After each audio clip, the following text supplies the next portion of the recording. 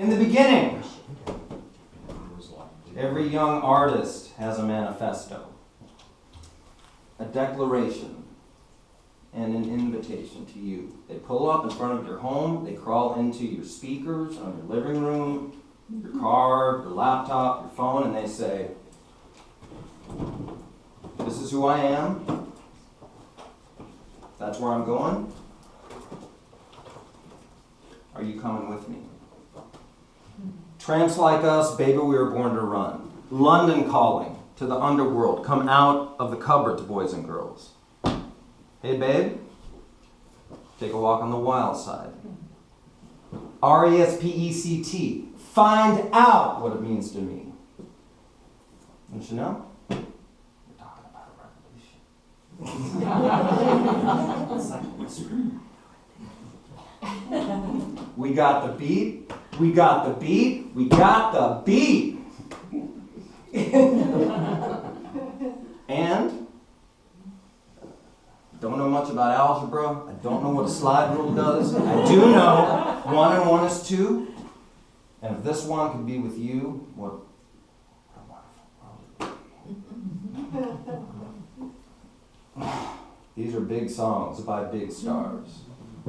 But even the dimmer stars among us, those of us with more modest careers and smaller audiences, even we have our manifestos. It was about 2004, and I was working on my first real album.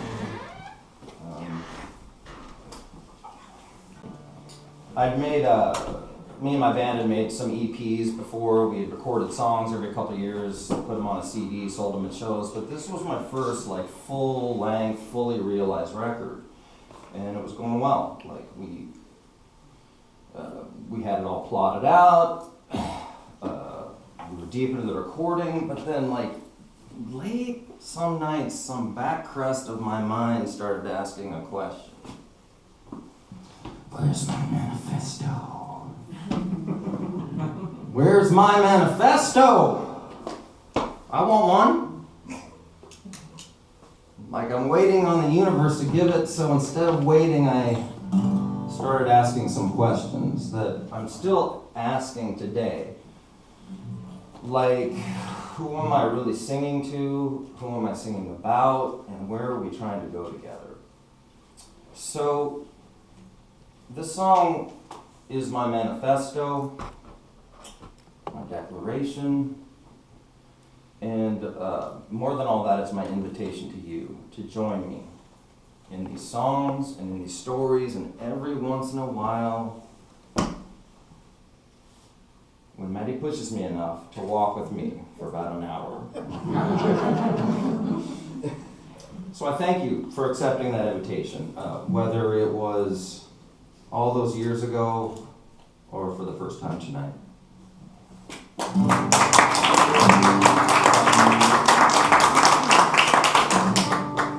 We're piling in and we're pulling out.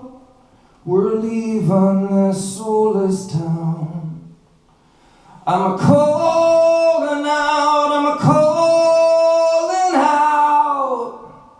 for people to come down and build a new town.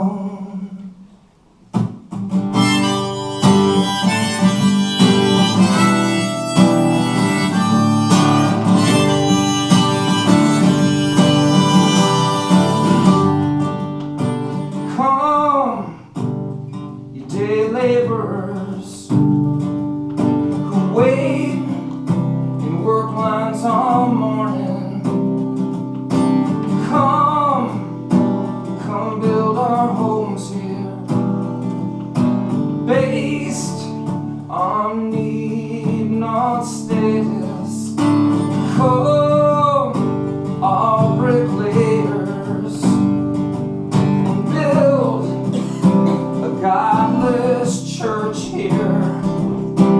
Build a place where worship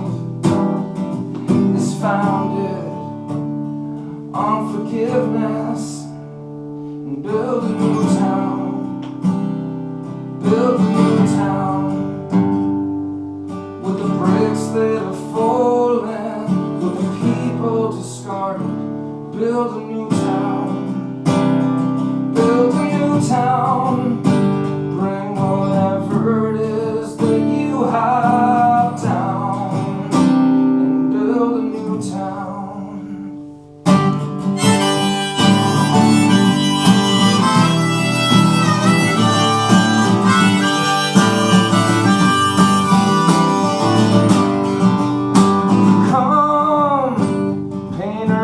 Sculptors, come, playwrights and poets, bring clay, canvas and paper to a place where real beauty matters, and build a new town, build a new town, a place that's built by artists and shaped by imagination. Build a new town, build a new town. We'll build big blank walls for your graffiti now, when we build a new town. Come see ghost dreamers, storytellers, kids who play guitars in cellars. Come home. Come with addictions, come out of closets, to a place that will not judge you. Come home, come home, and build a new town.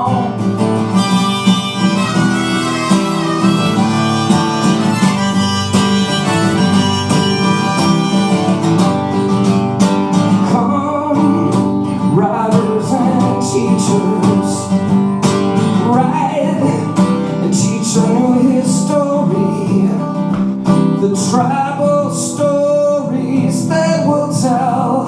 There'll be different ones this time around. Stories of war and conquest will be deep in the archives now. Stories of the resistance, they'll be the ones that we pass down. We'll build a new town, build a new town, not built by generals and statesmen, but by sub-citizens.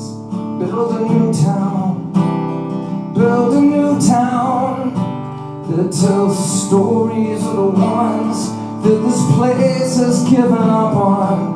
We will not give up on you. We will not give up on you. So don't you give up on me when we build a new town.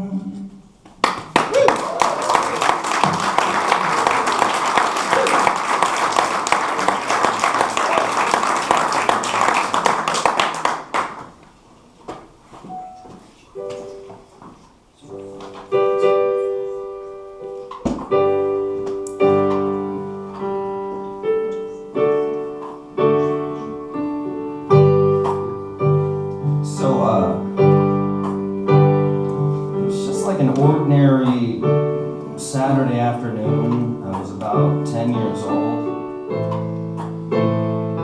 and I was running errands around town with Dad, just going to like the grocery store, car wash, and we were mostly driving in silence, and then out of nowhere he says quietly, like to himself almost, even though he was talking to me, he goes, "Man, your mom's so smart."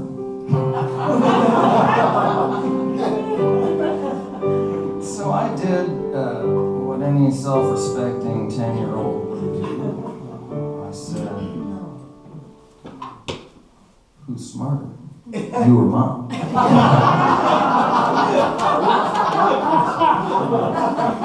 And without missing a beat, he goes, "Oh, your mom." It's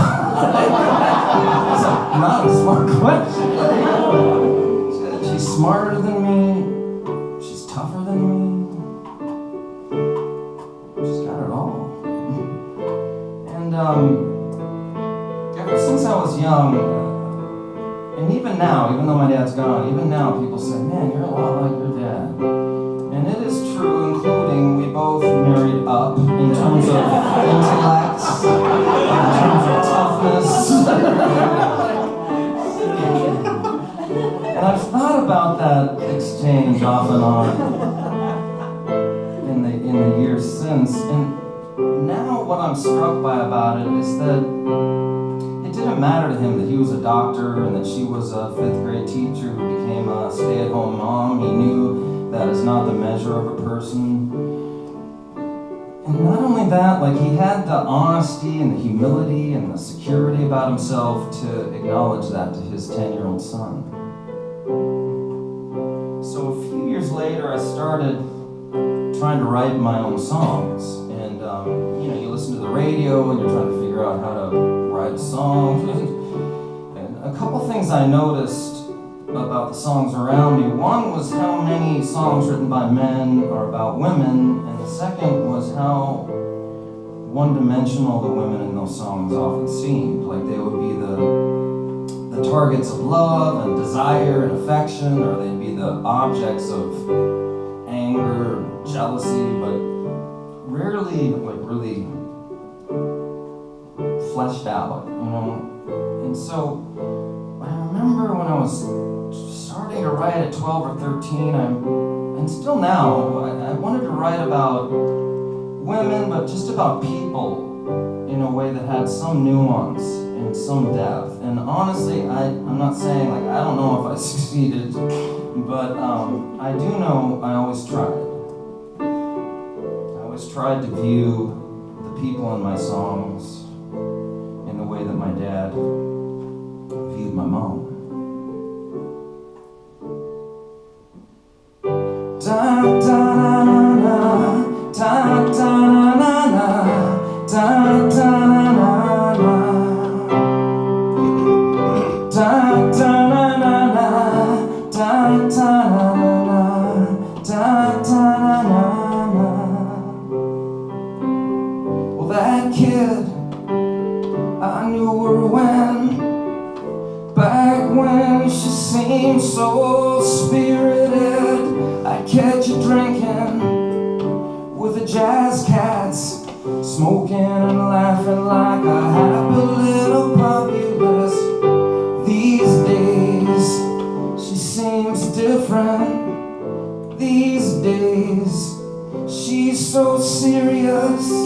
These days, her folks say she's at that difficult age. The boys say she thinks she's too good for them, but the way I see it, you're misreading her. It's not bitterness that she's feeling. She's a serious girl, serious girl. She keeps her hope close to her. Serious girl for a serious world. It's protection, it's a healthy defense. Da da na na na, da da na na, da da na na. And she was my mom. She was smart, tough. But she also had this sweetness, this southern, she was from Kentucky, and she had this southern sweetness and warmth. I think it must have been some combination of those smarts and that sweetness and that toughness that let her fight her way out and figure her way out of Kentucky and make her way to Washington, D.C. 22. Teaching job. And I wonder if it was from the beginning for my dad, that smarts and that toughness and that sweetness, that he loved. When he knocked on her door of her apartment for the first time to introduce himself as her new neighbor, or when they would take cheap dates around DC, just riding the trains and looking at the monuments and smelling the cherry blossoms blooming, or when they had their first kiss.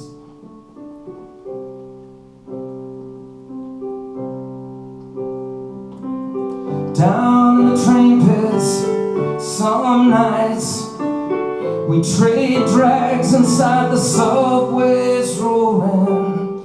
Down to the ocean we ride and swap shots to the rhythm of the tide. The hard inflections, the chiseled jaw remain even when we're both pretty drunk. It's only when I stop trying, when I stop pushing you, that you let me into a serious girl. Inside that young blood is such an old soul. Serious girl for a cynical world. Don't go thinking that it's treason to be focused, girl.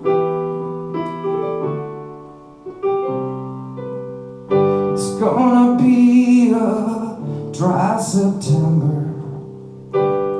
It's gonna be a long, it's gonna be a season that's so hard on fragile spirits. Serious girl, I'll watch you turn and go searching by, turning inside. Serious girl, for serious world, it's protection, it's a healthy defense. Da da na na na, da da na na na, da da na na na, da da na na na, da da na na, da da na na.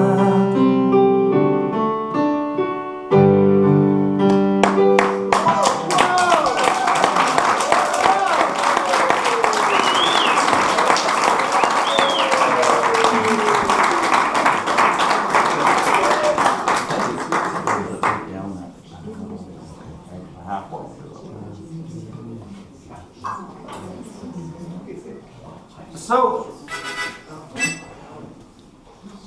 yep. You know, I've always been drawn to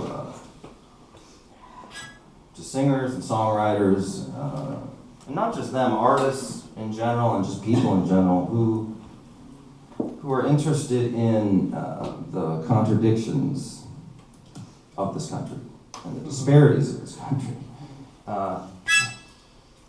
And there's the obvious kind of lineage, you know, Woody Guthrie, Dylan, Springsteen, but so many others, you know,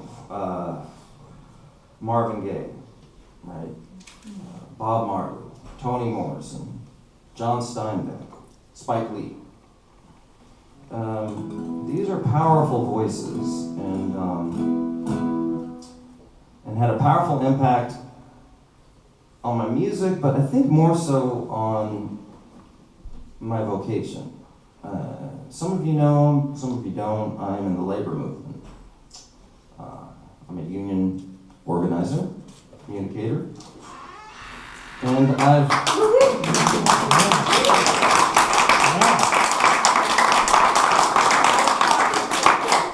Union strong. See, one member of a couple clapping and the other not.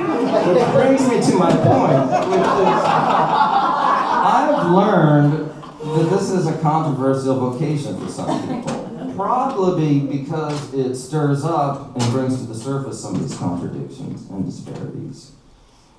I have been in airport bars and gotten berated by corporate executives I have never met before. I'm minding my own business, waiting for my flight, watching some game, drinking a beer. And this guy asks me what I do for a living. I tell him, and he chastises me for ruining the country, sabotaging the free market.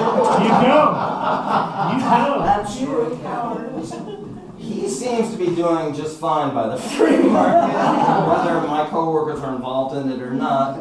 I've been in shoving matches with frat boys who were 25 years younger than me and 50 pounds heavier. Also in bars, you may notice a pattern. But to me, the work is not that controversial. I mean, I don't think it's even that political or ideological. To me, it's very human. To me, my work is helping a young mother who gets paid $12 an hour to clean the bathroom of a multi-billion-dollar corporation, giving her a shot to fight for $15 an hour. It's a 65-year-old janitor for that same multi-billion-dollar corporation, giving him a shot to fight for a pension so he can spend more time with his grandkids. These are not controversial things, right? These are very bedrock American things, right? And in my most aspirational moments, I think of it like there's this America out there and trying to work every day to just make it a few steps closer.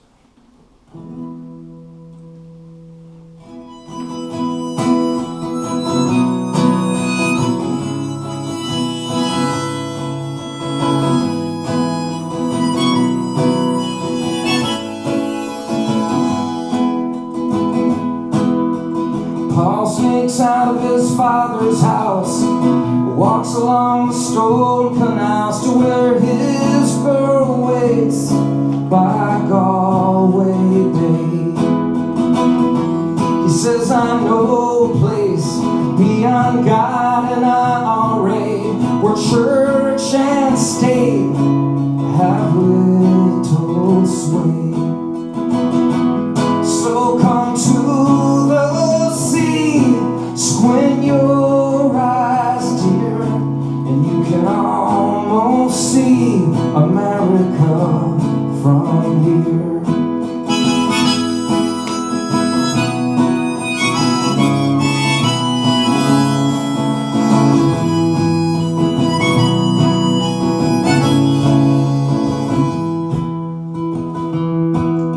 Santa crawls on her belly with her daughter at her hip and her sack, water, knife, crucifix. The coyote says, rest a while, then we'll cross beneath the wires. Negro copters circle the sky. She says, come from the wind, cup your ear, and you can almost hear America, my dear. Stand up from your knees, stand tall, dear, and you can almost see America from here.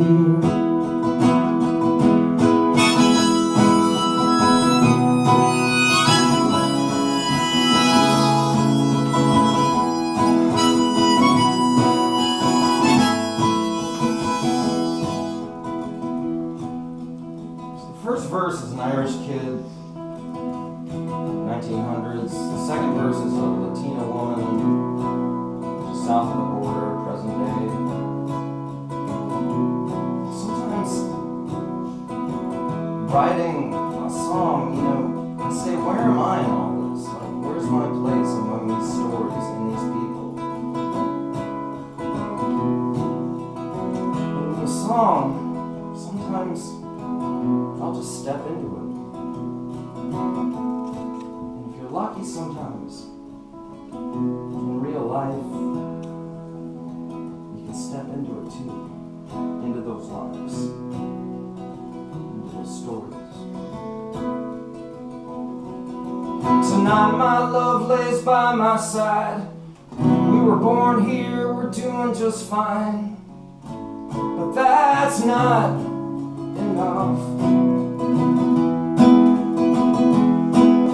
'Cause this is not the place we fought for when we were younger warriors. So put on your boots, step outside, dear. You can almost see America from here. Fight beside me, walk tall, my dear,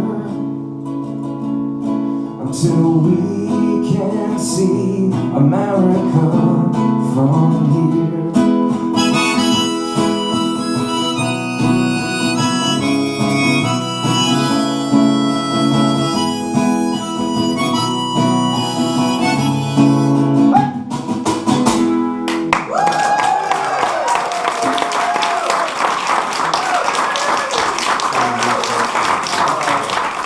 Noticed, I'm drawn to outcasts, lost souls, underdogs, in work, in politics, in friendship, and in love, which I still very much am. This is both my goofiest song and my wife's favorite song of mine. In fact, at our wedding, after we exchanged vows, we walked back up the aisle to this song at her insistence. To the extent that we have a song that's our song, this is it. It's called Weirdos.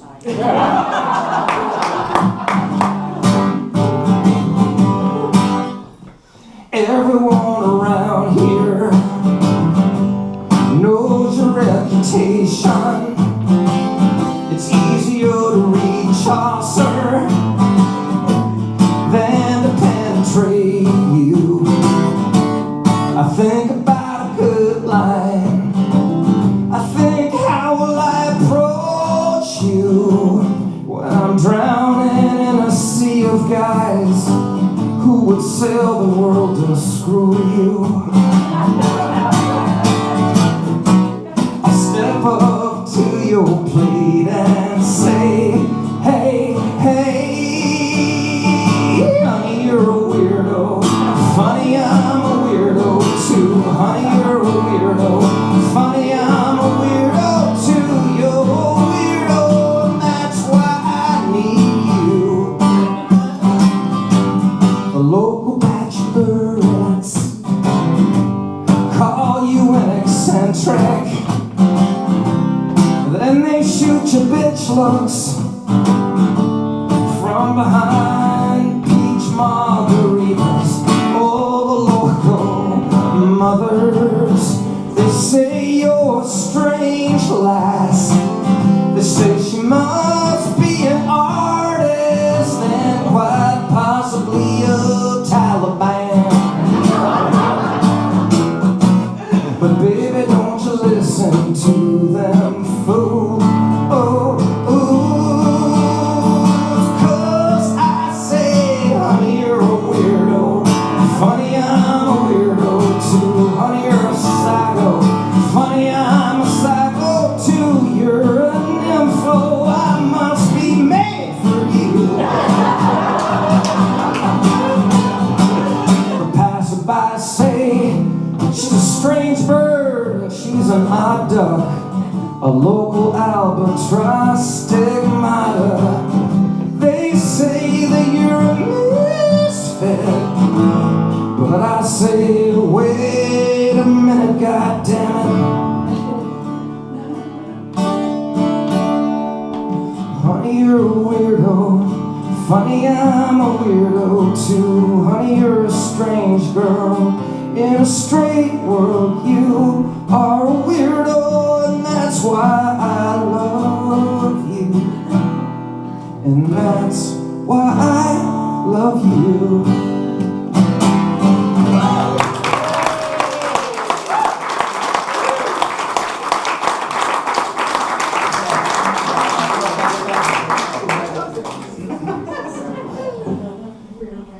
Maybe that should have been my manifesto. So, by this time next week, my family will have an asylum seeker living in our house. And we haven't shared this. We haven't shared this with a lot of people, but we just learned about it really yesterday evening. We got the final word. So, the way it works, I mean, you all know that. Thousands of people are coming every week to the border seeking asylum here. Some come in these caravans we hear so much about. Most come in smaller groups. Some come escaping political upheaval, persecution. Some come escaping extreme violence and poverty. So I am not the first to observe. They're coming for a lot of the same reasons our predecessors came here. One big difference that we've learned about, me and my wife, is that a group that's coming that needs the most support are transgender asylum seekers. These are people who are transgender in countries where that can be a death sentence, either figuratively or literally. And once they get here, they encounter the worst treatment in the courts, the least likely to get a swift trial, the least likely to be granted asylum, the most likely to face abuse in the detention centers where they're held indefinitely in a lot of cases, and the least likely to find a sponsor family who will take them in. So, right now, in New Mexico, there's a young transgender woman named Dana Vanessa. She's waiting till Tuesday. She'll go to court and she'll get paroled out, and she'll come live with us. She can call us once in a while lately, like she's able, we never know when. She just called my wife when she was on the way here. There's a big language barrier, but we do know she's 20 years old. She's from Honduras. She loves Chinese food. Favorite color's green. Verde. Our obligation, our commitment to the federal authorities is to give her the basics. Our commitment to her specifically is to help her build a community of resources and people here as she tries to build a life. And I think most importantly, to help her navigate through the legal system as she fights and earns her right to stay here. Now, like I said, we haven't shared this with many people. The people we have shared it with have been so supportive and curious, and they tend to ask a similar question, which is, why? Not in a mean way, not in an ugly way, but like, you guys got a 2-year-old and a 4-year-old at home. That's not enough to keep you busy. Let's throw a asylum seeker into the mix, liven things up at the Tokaji house. It's a fair point. And I usually say the obvious things, that we're sympathetic to this population of asylum seekers. The more we learn, the more sympathetic we are to this subpopulation of transgender asylum seekers. We have spare room and just enough resources to do something here in addition to voting. And that's all true. But I think more than anything, when I was about 5 and my brother was 7, my parents took in a series of families from Vietnam. These were refugees. That really shaped who we were and who we were becoming, I remember especially the one family, I think it was the second series of families we hosted. They were just 3 sisters, and their parents were gone in Vietnam, so these 3 sisters came by themselves. The youngest was about 18, and the oldest was early 20s. I was only 5, but I remember it was fall when they came, and for Thanksgiving they were living in government housing or something, so they came to our house for Thanksgiving dinner. But by Christmas, my parents had helped them get their own apartment, and I think the oldest got a job. And so by Christmas, we went to their house for Christmas dinner.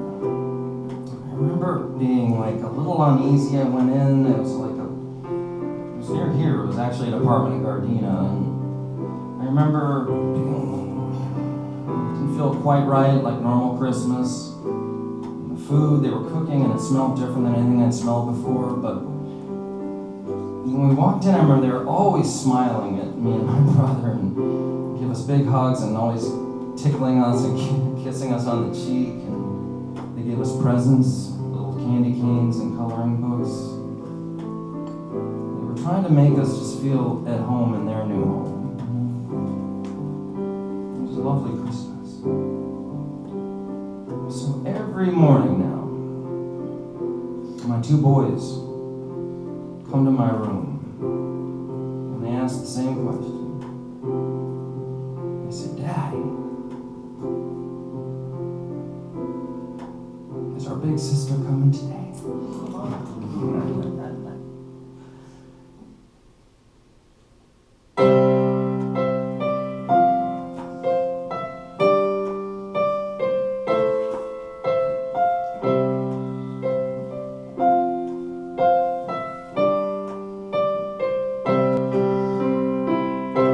Across the desert, across the river, over the fences, we trespass. 3 counties northward, we lay our blankets for our first night in Los Angeles. 'Neath power lines and palm trees, among saints and thieves, 'neath smoggy skies and movie marquees, dream with me.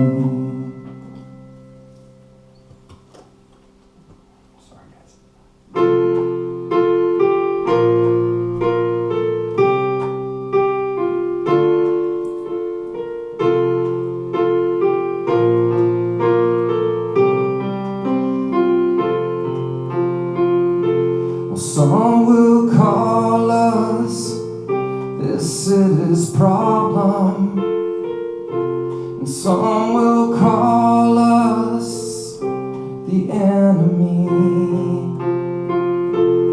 But hear me, love, you're no legal, for there is a law that's higher than these power lines and palm trees. These saints and thieves, these smoggy skies and moving marquees, dream with me. From Pico Union to Campo Cahuenga, the cathedrals to the underpasses, from La Migra to the missionaries, we'll find those angels this city promises. Oh, oh, oh.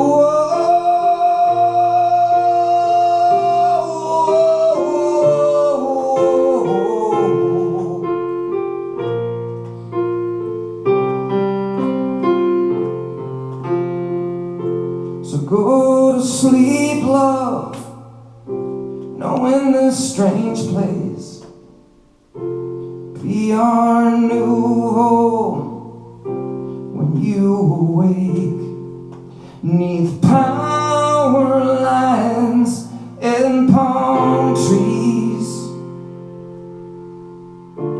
among saints and thieves, 'neath smoggy skies and movie marquees, dream with me.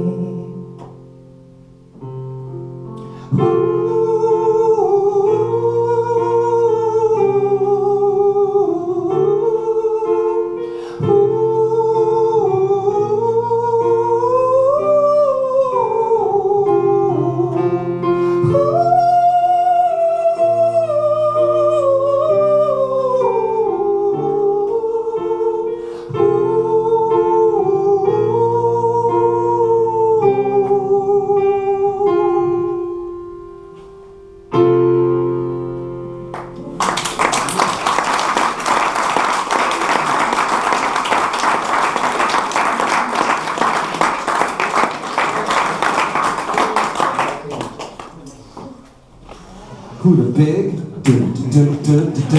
dog? Tote dog. Who the big dog? Tote dog. Who the big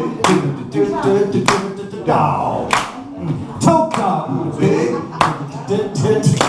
dog? Tote dog. The tote dog here with a message for you. Yeah, the tote dog here with some attitude. The tote dog here gonna smoke some grass, and the tote dog here gonna kick some ass. Who the big dog? Tote dog. So, I just want to acknowledge, over the last 20 years, my songwriting career has been hijacked by this man. We have an ongoing rap battle going on.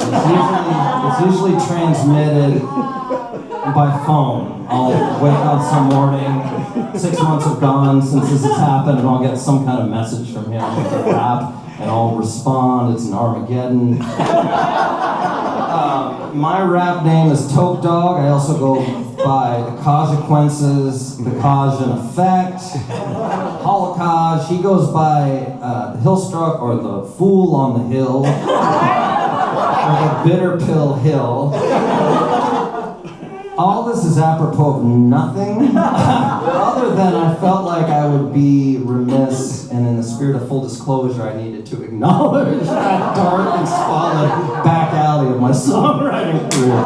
So, if we could just move on with the show, put that behind us.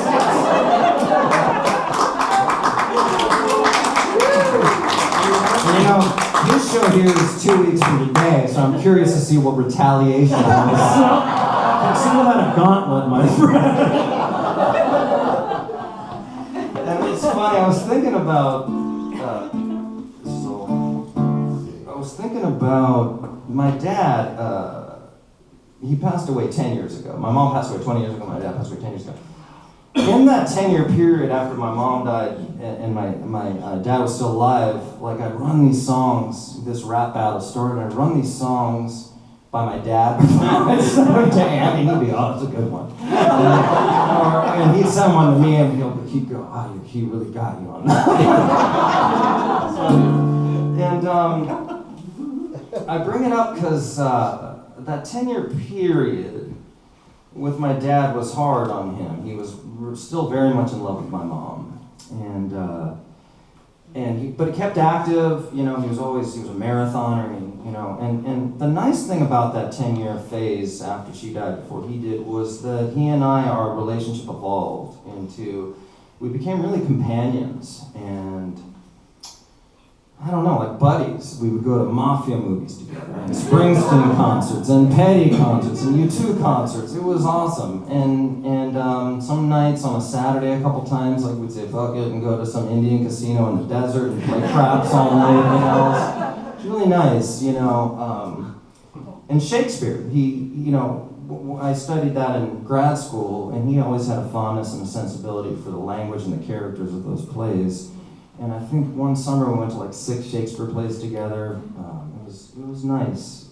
I think our best nights together, though, were just going to dinner and talking and laughing, and always would go back to my mom, you know, and sharing stories about her. Not sad, it was just beautiful. You know, it was nice to remember those little idiosyncrasies of a family, those snapshots you preserve, you know, that only you get. It was nice. And so it made sense at the end, the last couple of years, when we started getting sick in the last few months, that I was a caregiver to him. I was one of the main caregivers, and it was an honor. I would sleep outside his bedroom door, I'd come home for the weekends and just listen and wait and try to help, you know. And even the last night, it was cool. I was coming in to give him his medicine. It was probably about 6 o'clock, and it was morphine, and so I went up to him. And I said, "Dad, you know, it's time for your medicine." He was still very cogent. He was in pain, but he was very cogent. I said, "It's time for your medicine." He goes, "What is it?" I go, "It's going to help you sleep." He didn't open his eyes, but he goes, "To sleep, perchance to dream." And I go, "Is that from The Tempest?" And he goes, "Hamlet." Still correcting me. So this song, I wrote this many months before that night, but it's the way I think of the song is he guided me into and through this world with such love, and I tried to do my best to guide him out with great love.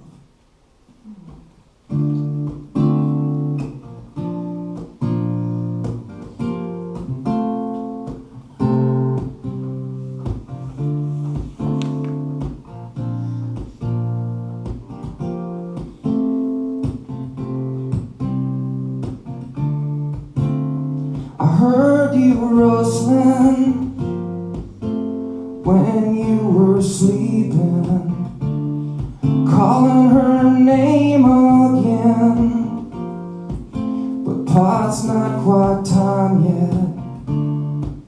I'll sit right here with you, though I'm a poor substitute. But will you let me walk through these last few miles with you?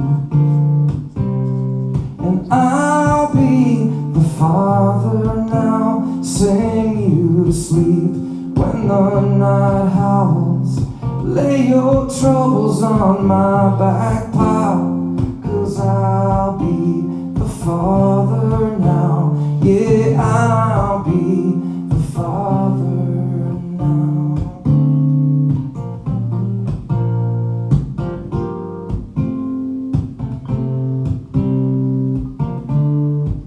Maybe a blanket for the chill, maybe a needle or a pill. Then you drift off again. I gaze upon you sleeping. I still see the warrior inside that broken body. I still hear the fighter inside each fading breath. And I'll be the father now. Wipe your forehead, bring the fever down. You can still be bold, you can still be proud, but I'll be the father now. Yeah, I'll be the father now.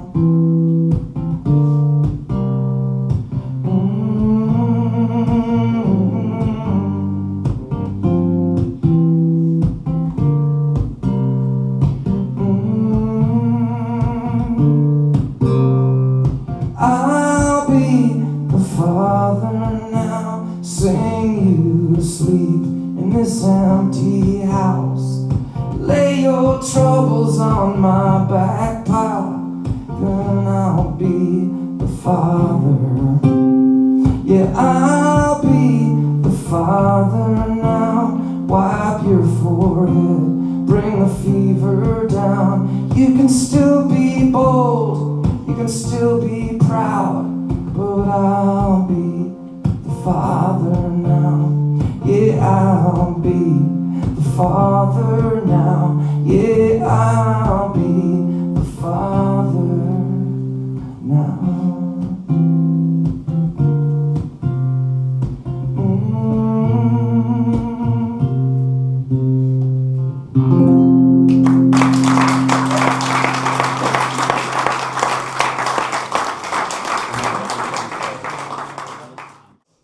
Things after that get a little funny, and I think a lot of you know. Because that happens, and then they're gone, and that's hard. But there's all this stuff you're stuck of theirs.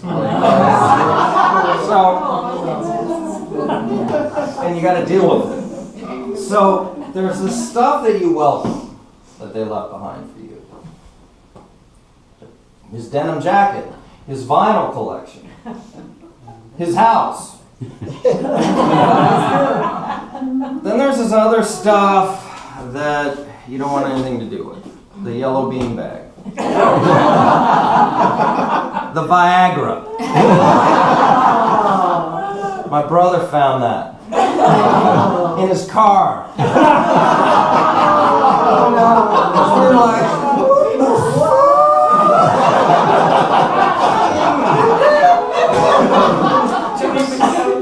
Old Japanese man cruising the South Bay.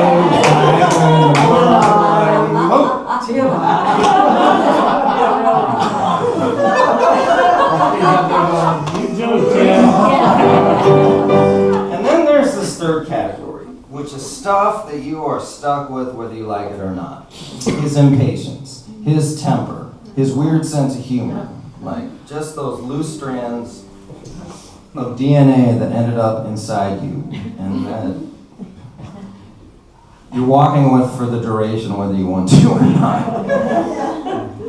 Tonight I'm walking in Dad's boots through the streets of the city nude. They buried him today in his only suit. My brother got his wristwatch, I got his boots. Yeah, yeah, yeah, I'm walking with his swagger. Yeah, yeah, yeah, I'm walking with his limp too.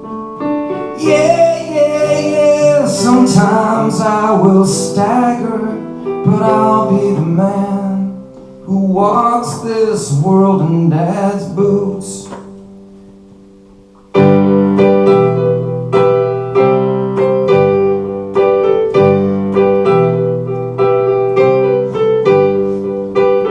Tonight I'm telling his stories to the drinkers and the workers and the needy he knew.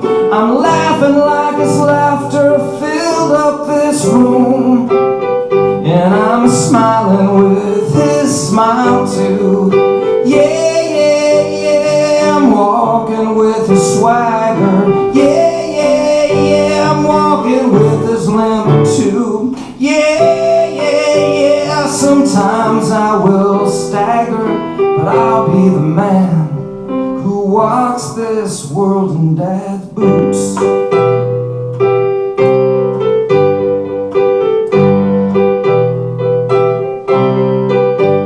I'll be pounding out a rhythm or working the rescue kitchens a little like him. I'll be walking on the picket lines or slow dancing with my wife a little like him. I'll probably tell my youngest, you're a pain in the ass. But I still love you, kid, just like he did. I'll be the man who walks this world in Dad's boots.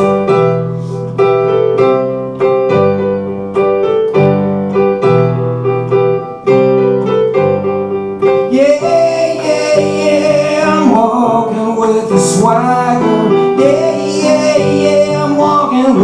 limp too. Yeah, sometimes I may stagger, but I'll be the man who walks this world.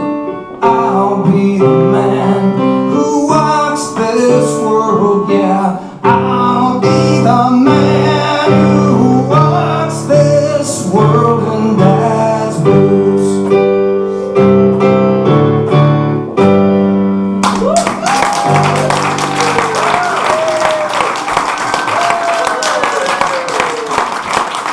You gotta own that shit.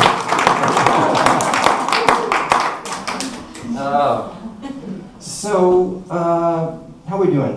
We got a couple more. Oh, yeah, we got Yeah. we got no place to go, no, we're going. Right, thank you. Maddie described it well, I thought. You know, I lived here, I don't think it was 6 years. It felt to you like 6 years. No, 6 years, though. It might have been Freud. My dad was a psychiatrist, by the way. But it was funny. I was living here in the mid-90s. I was teaching at El Camino College right here. And living in that bedroom over there, and it was nice. It was a supportive environment for me, and still is. And at the time, I was in that bedroom, and I would practice my lectures. Andy used to sit outside my door as I would practice my lectures. I learned an awful lot about Alice Walker today. It was cute. And a lot of great papers in there. And when I wasn't doing that, I was writing songs in that bedroom, or rehearsing for the next Dry September show, and dreaming big about a big career in music. And coming back to the home now, it's funny because I did not realize then how big a dream could actually be. Like a wife you love, who loves you back. 2 boys who come into our room every morning and crawl under the covers and nestle in our arms, you know. And in addition, people who will come out on a Sunday, on Academy Awards Sunday, and listen and be part of this, you know. It's nice. So I feel surrounded by love and goodwill, and I will try my best to do that for you as well. So, we got a couple more. Even now, over 10 years in, even now with these 2 kids, even now, oh, when we kiss, holy shit, I still feel it. Even now I struggle not to gush over you in public. Even now, though I don't have to, I find myself courting you. And even now it feels new. Even now I got a crush on you. Even now I breathe you. Even now. Way back when we started in that 1-room apartment, a Wednesday morning marriage before a judge and a hired witness. Way back then our money came from odd jobs and from borrowing. It's a wonder how we got through those years of debt, years destitute. Even now in comfort, those days I fondly remember. Friday nights on the sofa, you and me, and beer and baseball. I knew I had it all, and I still do even now. Even now, when fight when my third grade temper flies. It just takes one smart ass line from you to bring me back to earth tonight. The years ahead are a mystery. No doubt we'll have our worries. The years ahead, they used to scare me when I was young and I feared permanence. Oh, but now the road ahead thrills me 'cause I see you up there. Even now it confounds me just how I get so lucky. Even now, even now, even now.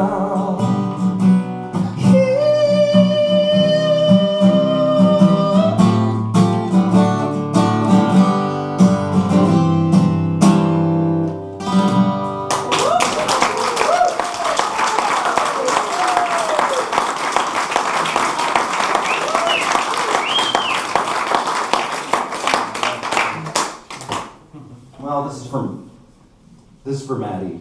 Yeah, this one. I couldn't do it without couldn't do a show without her. This one. And thank you, Maddie. Though I appreciate it very much.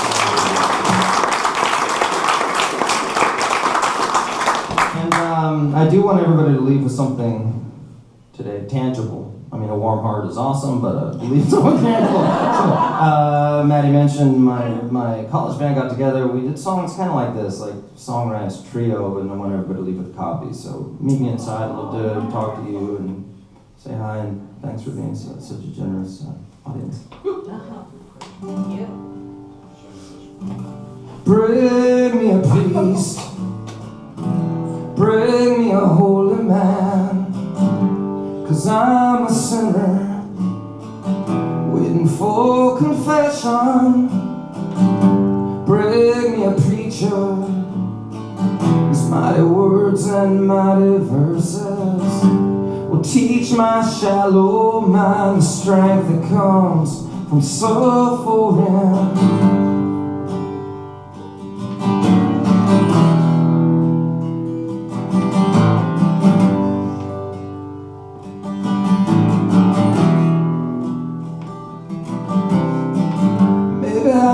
Justice to cast down his sentence, maybe even a lawman to carry that sentence out for him. Then bring me a healer whose gentle hands will let my blind eyes see, let my limp body walk again, and free me, free me. I know I gotta die a little bit to get born again. So free me, free me, free man. Take this love, free man.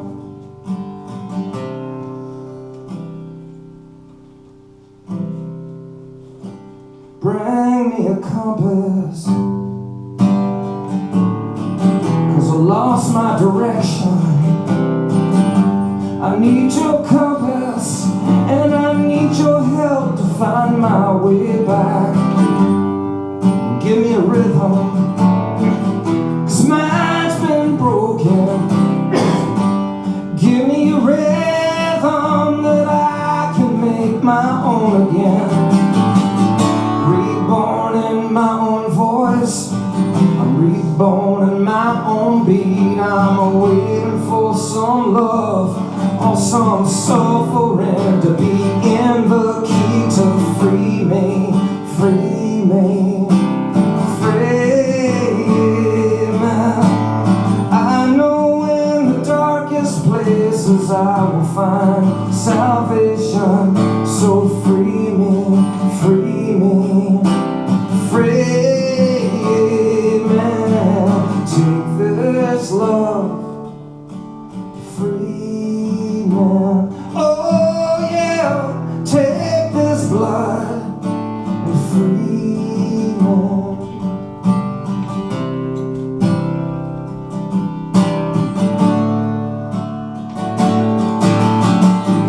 Tonight on the outside, I'm walking tall, my friends.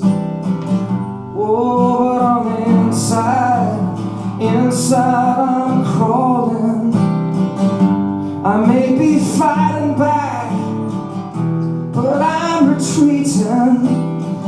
And I may be talking big, but inside I'm just whispering, free me, free me.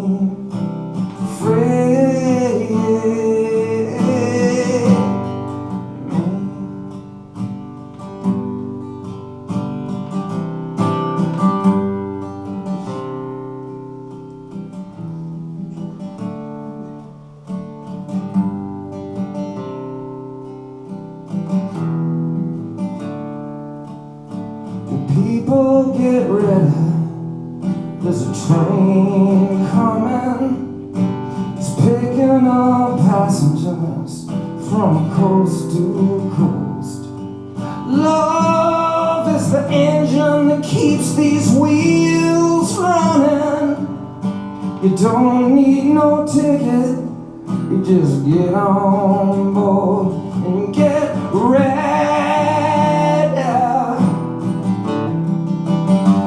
And get ready.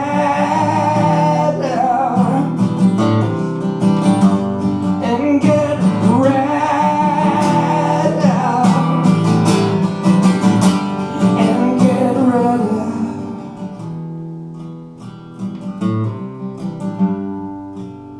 And free me, free man, free me.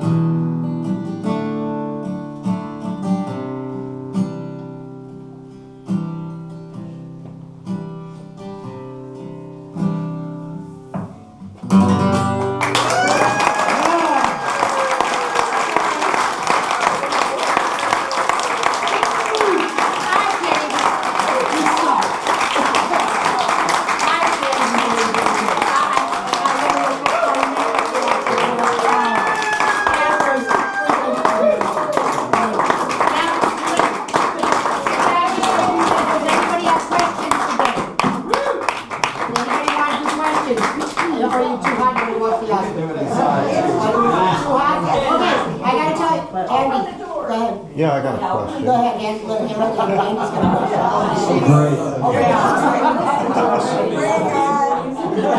question. This doesn't feel set up at all. No, I was getting ready for this show, and I had really, really high expectations because I've known Dave for many years and known his. I actually learned some of his songs before I kind of met him because one of his classmates told me about him, and so I was really looking. I thought this would be the best way to see Dave, and I got to say, it was even better than I expected. I am blown away. I knew you were doing a great job, but you exceeded all expectations. I knew you were going to do a great job, but Jesus, man. But my question is, the setup is this: like, often young writers are instructed to write what you know, and with or without that advice, usually songwriters go through an experience and then they write about it. And I've noticed now, with today as an exception, like you actually did a lot of that today, but over your body of work in total, you do it more rarely. You choose a character, you invent a situation, set forth a series of actions and reactions, none of which often involve you, but which a listener gets a window into your own personal, moral, and ethical universe. And to me as a writer, that's really hard to do. And the examples that come to mind are the protagonist in Revolution of One, the anti-hero in I Can't Stand One More Day in This Town, the lovers in Weirdos, and of course the posturing narrator in You've Got to Get Used to It. So my question is, when you set out to write, do you have an end game in mind at the beginning that you're chipping away towards, or are you discovering a song as you go? Yeah, that's a really good question. Then I know you guys are. I would say it's the latter for me. And the one thing I do like to do is think of the world of the song. Like I want to smell it. I don't know who the character is going to be or where it's going to go. I want to smell it. I want to see it. I want to know, is there a gas pump over here that's broken? And there's a home here with shutters and one's falling off. I want to know that space, and then once that's set, I can just populate it with a me that's not me, with who I would be in that place. You know, I just think about if I was born into a situation that Dana Vanessa will be born into, that I'm not resilient like that, but I can imagine somebody being in there with all my flaws, you know? So it's the latter. I don't ever think about or premeditate where songs go, and, you know. Except that manifesto, I did say. Yeah. 12?